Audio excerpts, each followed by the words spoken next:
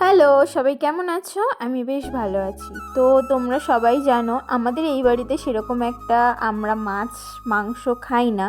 মানে আমি আর আমার বর। তো প্রায় সপ্তাহে ২ দিন ১ দিন মাছ মাংস খাওয়া হয়। তো আমার না অনেক দিন ধরে না কাতলা মাছ দিয়ে দই কাতলা খেতে ইচ্ছে করছিল।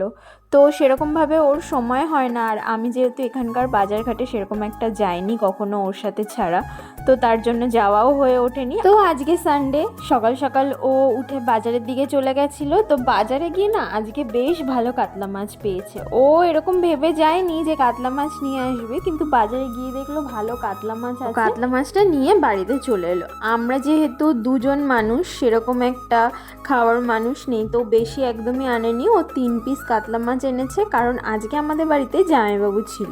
তো সেই অনুযায়ী কাতলা মাছ নিয়ে আসা হয়েছে 3 পিস। শুধু কাতলা মাছ আনা হয়নি, আজকে সঙ্গে পাবদা মাছও এসেছিলো। সেটা তোমাদেরকে আমি পরের ভিডিওতে শেয়ার করছি যে পাবদাটা আমি কিভাবে বানিয়েছি। তো কাতলা মাছটা ধুয়ে ভালো মতন করে নুন